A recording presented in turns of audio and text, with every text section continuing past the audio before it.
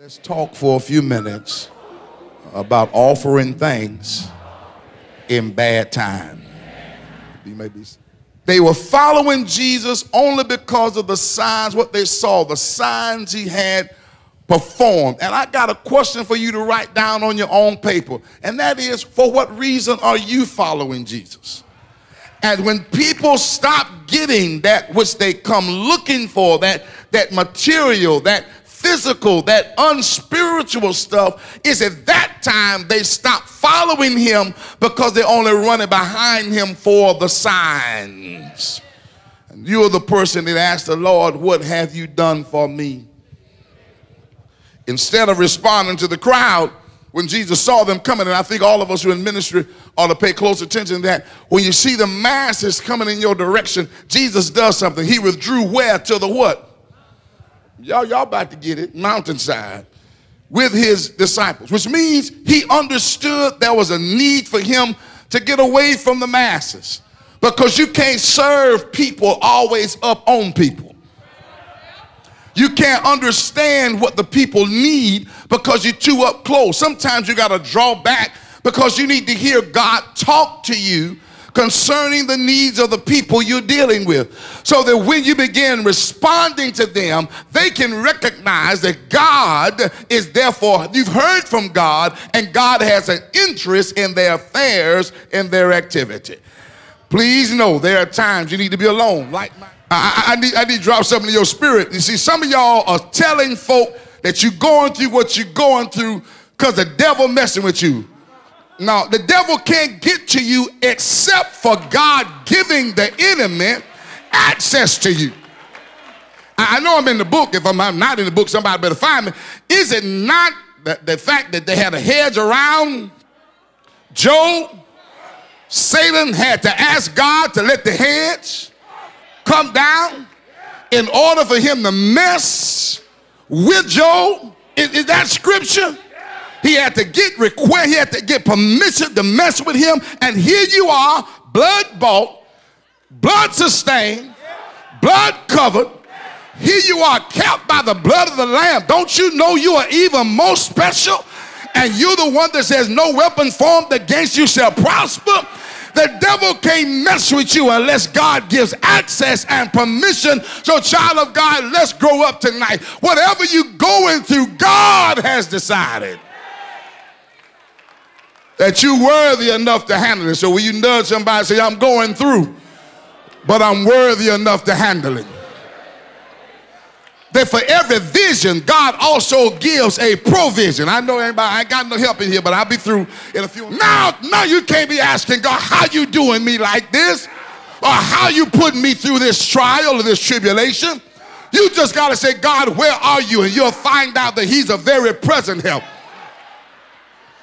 But Granny knew how to stretch the chicken from fried to knew how to turn it into salad, knew how to turn it into soup.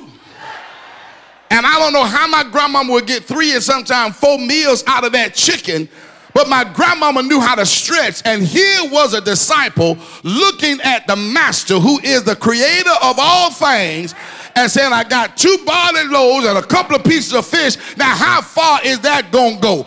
I think I better turn to you and tell you that you better go back and ask God again about how far God's going to stretch it. And I'm going to tell you, he'll stretch it wider than you can ever imagine. I'm a living witness. Every time you give God a dime, he can take your 90 and stretch it better than you can do with the whole 100. In the desert, there you go. I mean, John, where you finding grass in the desert? That's a sign of God's ability to work stuff out no matter how bad it looks. No matter how bad things are going, God can still work it out. Grass is in the desert, and the men sat down. And once the men sat down, Jesus went to work. Oh, y'all sit down. You're making me nervous. Y'all making me nervous. I don't understand something. When y'all get back, I want y'all to imagine Jesus. He didn't ask the boy, give me the bread. He didn't ask the boy, give me the fish. He took it. I wonder, do y'all understand that there's some things God is just for you? You don't even understand how you got that mortgage with all that bad credit. He took it for you. You don't even understand with that poor score you did on that job application, they still hired you in spite of yourself. It's because and some of y'all in here ought to thank God that you right now are blessed because God took something from somebody else, gave it to you because you got favor on your life. The text says he had 5 small barley loaves, 2 small fish. He took it from the boy and said, he looked toward heaven and said, he started breaking it and said, every now and then, no matter how low your bank account is, will you still tell him thank you? No matter how bad stuff is in your life, can you still say thank you? I don't care how sick you are sometimes, can you still say thank you?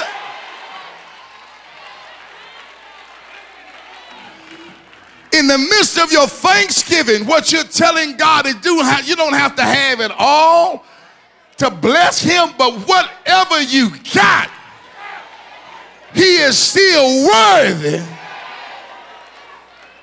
to be praised. Well, he also did the same with the fish, and here's what I need y'all. Here's what I need to ask y'all. Have y'all ever noticed he broke the bread, then broke the fish? Anybody besides me ever asked the text, why? Why you break the bread first and then break the fish? Why don't you break the fish and then break the bread? I just, it didn't make no sense until I started paying attention. You can fill up on bread.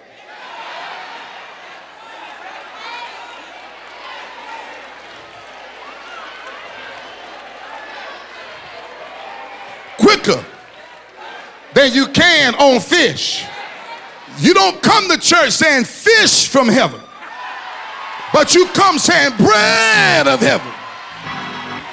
Feed me till I want no more. Will you just hug somebody real quick and say, come on, bread. I came hungry for some bread.